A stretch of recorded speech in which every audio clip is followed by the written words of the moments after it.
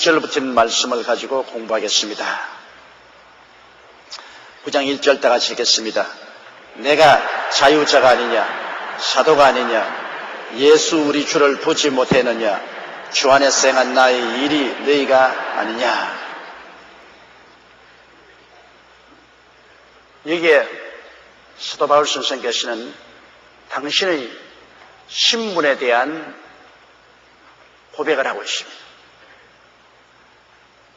많은 사도 바울 선생을 반대하는 사람들이 바울 선생을 부정적으로 말하고 공격을 했습니다. 사도 바울 선생같이 위대한 종도 많은 원수가 있었고 그를 공격하는 사람들이 있었습니다.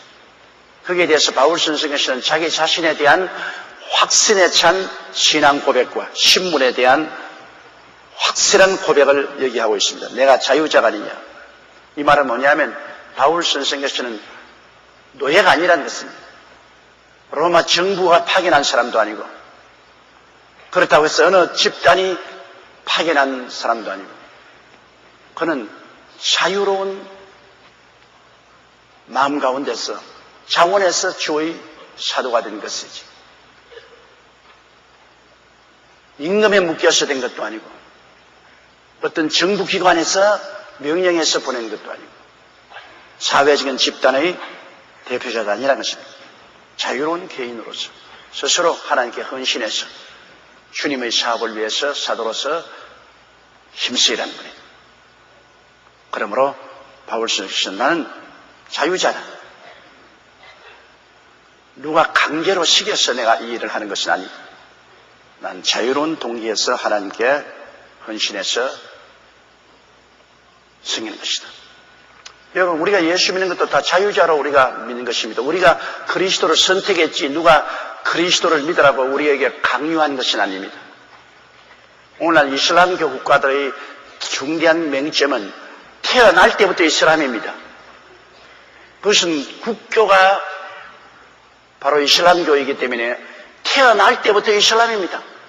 이슬람을 선택하지 아니하면 정상적인 시민 생활을 할 수 없고 국민으로서의 권리를 박탈당합니다. 그러므로 울며 겨자 믿기로 그들은 다 태어날 때부터 이슬람이 되는데 이것은 폭력입니다. 이거는 자유가 아닙니다. 폭력이에요. 신앙을 강요당해서 어찌할 수 없이 이슬람이 되는 것입니다. 이슬람 교권에서 기독교를 믿는다는 것은 시민으로서 국민으로서의 권리를 빼앗기고 굉장한 핍박과 생명의 위협을 당하는 것입니다. 예를 들어 말하면 사우디아라비아나 그 주변 국가들에게서 기독교를 믿으면 시민권이 박탈되고 국가의 보호를 받지 못합니다. 길거리에서 죽여도 괜찮습니다. 재산을 다 강제로 탈취해가도 국가가 보호해 주지 않습니다. 이러므로 그들의 신앙에는 자유가 없습니다. 그러나 우리 기독교 신앙은 그렇지 않습니다. 기독교 신앙이라는 것은 우리 기독교가 국교가 되어 있는 나라는 이 지상에서 없습니다. 모두 다 기독교는 자유선택입니다. 부모가 강요해서 믿은 것도 아니고 이웃이 강요해서 국가가 강요해서 우리 믿은 것 아닙니다. 우리는 자유선택을 한 것입니다. 우리 스스로가 예수 그리스도의 복음을 듣고 그 사랑에 감동되어서 성령의 인도를 쫓아 예수 믿기로 작정을 하고 하나님 아버지를 섬기기로 작정하고 오늘날 주님을 섬깁니다. 여러분 오늘 교회에 오신 것도 여러분 자유의지로 오셨지 누가 강요해서 교회에 오지는 아니하셨습니다. 이 자유의지, 내 자유 스스로 주님을 섬기고 주님의 제자가 되겠습니다. 이 바로 바울 선생이 한 말이 그런 것입니다. 나는 자유자다. 아무 기관에서 압력을 가해서 강압적으로 나를 사도로 만들어 가지고서 그들이 시키는 대로 하는 그런 사람이 아니다. 그리고 나는 사도다. 사도 바울 선생께서는 예수 그리스도 살아계시 생전에 12제자 중에 한 분은 아니었습니다. 그는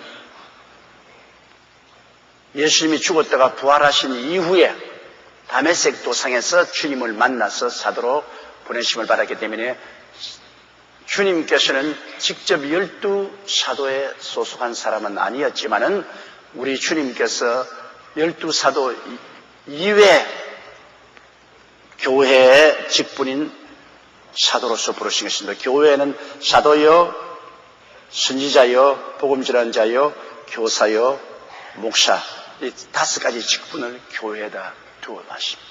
그래서 교회에 주신 하나님의 직분으로서의 사도의 직분을 바울 선생은 받은 것입니다.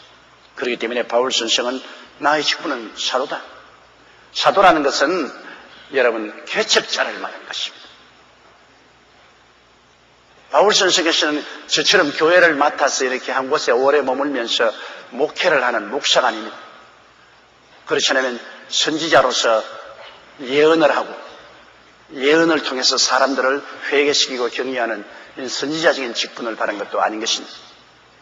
그렇지 않으면 복음 전환자, 부흥사, 빌리그라함 목사같이 평생을 부흥사로서 보낸 부흥사도 아니었습니다. 그는 목사와 교사도 아니고 그는 사도였습니다. 교회에서 사도라는 것은 교회를 개척하는 분인 것입니다. 전혀 그리스도의 복음이 들어가지 않은 곳에 가서 교회를 개척하고 교회를 돌보는 사도적인 입장, 개척자의 입장을 가진 것입니다. 하나님께서는 주의 종들을 부르시되 여러 가지 면으로 부르십니다. 사도로 부르는 사람이 있고 선지자로 부르는 사람이 있고 복음 전환자, 부흥사로 부르는 사람도 있고 그다음 목사로 부르는 사람도 있고 교사로 부르는 사람도 있습니다. 저 같은 사람은 목사와 복음 전도자로서 부름을 받았습니다. 그렇기 때문에 저는 목회도 하고 나가서 부흥에도 세계 여러 곳에서 인도하는 목사와 복음 전도자로 부르심을 받은 것입니다. 하나님이 부르신 그 일에 우리가 집중적으로 일을 해야 하나님 뜻을 이루는 것이 하나님이 불러서 시키신 일 아닌 다른 일을 하면은 우리가 복을 받지 못하는 것입니다. 우리 주의 자녀들도 평신도도 여러분 하나님 부르시지 않습니까? 주께서 부르지 않으면 예수께로 올 자가 없지 않아요.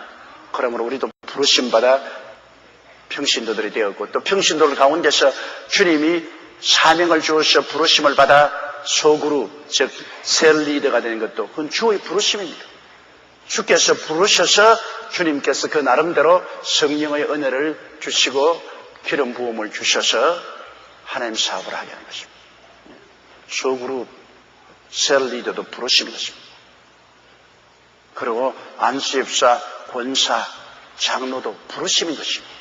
주의 부르심으로 말미암아 주님께서 지위를 주어서 하나님 사업을 하기 위한 것입니다. 하늘나라에는 지위를 위한 지위는 아무 의미가 없습니다. 하나님께서 지위를 주시는 것은 그 지위를 통해서 하나님 사업을 이루라고 주신 것입니다. 그렇기 때문에 우리의 지위에 따른 하나님의 사명을 감당해야지 감당하지 못하면 지위만 갖고 하나님 사명을 감당하지 못하면 나중에 하나님께 크게 우중을 졌습니다. 그렇기 때문에 성경에 스승된 자들아 많이 스승되려고 하지 마라. 스승된 자가 하나님의 큰 심판을 받는. 왜? 하나님께서 많이 준 자에게는 많이 구한다고 했는데 지위가 높으면 높을수록 하나님이 요구하는 요구가 많으신 것입니다. 그러므로 바울 선생은 자기 신앙에 대한 신분적인 고백을 당당히 했습니다. 나는 자유자다. 누가 묶여서 누구 시킨 대로 따라서는 그러한 허수아비도 아니다. 나는 자유자다. 나는 하나님의 사도로서 부르심을 받았다. 예수 우리 주를 보지 못했다. 나는 예수님을 직접 만났다. 바울 선생은 다메섹에 있는 예수 교인들을 붙잡아서 예루살렘으로 끌고 와서 감옥에 넣고 심판을 하려고 대제사장의 허락을 받고서 말을 타고 다메섹으로 가다가 다메섹의 눈에 보이는 거리 왔을 때 대낮에 하늘에서 황명빛이 비쳤어요. 찬란한 빛이 비쳤어요. 그는 눈이 부셔서 말에서 떨어졌죠. 그런데 하늘에서 음성이 들었습니다. 사울아 사울아 어찌하여 너가 나를 핍박하느냐. 주여 위신이니까 나는 너가 핍박하는 예수라. 거기에서 바울 선생은 예수 그리스도를 보고 눈이 멀어졌습니다. 장님이 되어버렸습니다. 그 그리스도의 영광에 너무나 눈부셔서 장님이 되어버렸습니다. 그가 다메섹에 들어가서 직결한 곳에 있을 때 하나님의 사용하는 평신도인 아나니아라는 사람이 그리스도의 계시를 받고 바울을 찾아와서 그때는 이름이 사울이었습니다. 사울아, 네가 길에서 올 때 만나 뵈신 그 주님이 나를 보내사 내 눈을 뜨게 하고 성령으로 충만함을 받게 하신다 하고 안수하니까 눈에서 비늘 같은 것이 떨어지고 눈이 확 열렸습니다. 그래서 거기에서 그는 크게 결심하고 성령 충만이 받고 물로 세례를 받고 하나님의 종으로서 즉시로 그 시간부터 일어나서 예수 그리스도는 하나님의 아들이요 우리의 구주라는 것을 전도하기 시작한 것입니다. 그는 원래